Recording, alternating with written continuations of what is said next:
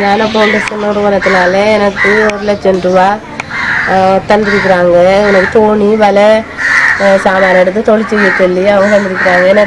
எனது கணவருக்கு மனநோய் காரணமாக அவருக்கு ஒரு தொழிலும் செய்ய முடியாது.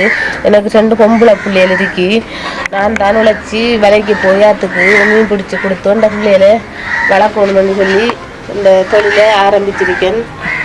ஆரம்பித்து எனக்கு இந்த உதவி